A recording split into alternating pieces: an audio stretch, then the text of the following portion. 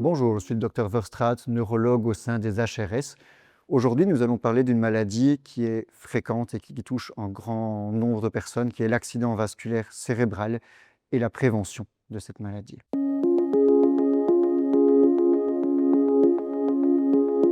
Il y a deux grands types d'accidents vasculaires cérébraux. Le premier type constitue un accident vasculaire cérébral ischémique. C'est une artère qui va se boucher dans le cerveau et ça représente plus ou moins 85% de tous les accidents vasculaires cérébraux.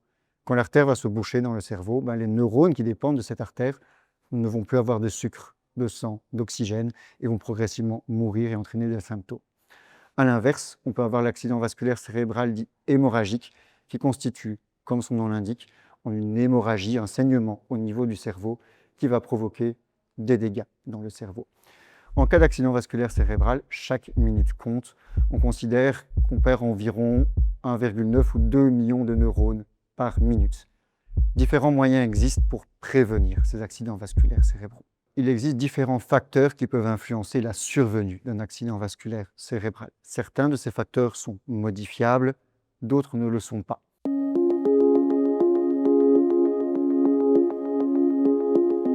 Dans les facteurs principaux, on peut penser bien sûr à l'âge, au sexe, aux antécédents familiaux, à un taux trop élevé de cholestérol, au diabète, à l'hypertension artérielle, à la sédentarité, au manque d'activité physique, bien sûr le tabagisme.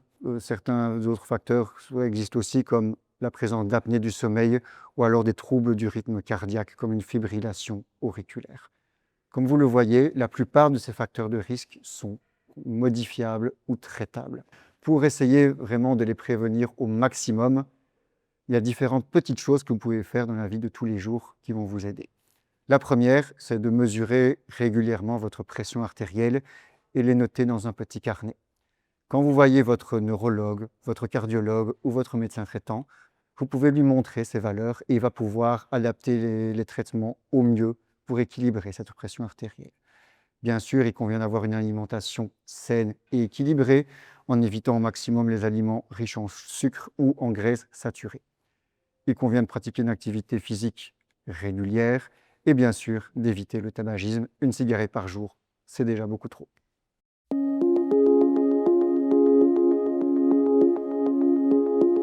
Les signes d'un accident vasculaire cérébral peuvent être vraiment variables et dépendent de la zone du cerveau qui est touchée.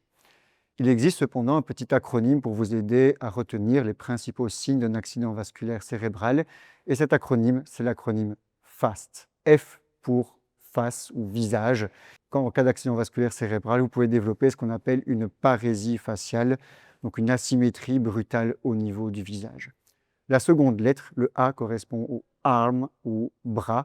Et donc le patient peut présenter de manière brutale une perte de force qu'on appelle une parésie au niveau d'un bras, que ce soit le bras gauche ou le bras droit.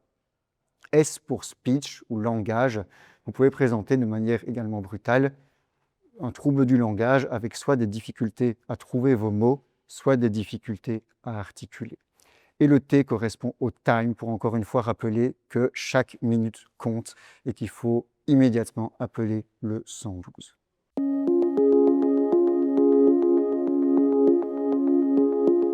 Alors, l'accident vasculaire cérébral est une maladie fréquente qui peut toucher n'importe qui et à tout âge. Il convient donc d'être attentif aux principaux signes et symptômes de l'accident vasculaire cérébral pour pouvoir les reconnaître et appeler directement les secours en cas de survenue d'un de ces symptômes. La prévention, comme on l'a dit, reste un élément clé pour prévenir justement la survenue d'un accident vasculaire cérébral. L'accident vasculaire cérébral le mieux traité est l'accident vasculaire qui ne survient pas. J'aimerais vous remercier d'avoir pris le temps d'écouter cette vidéo et nous restons bien entendu disponibles pour toute question éventuelle.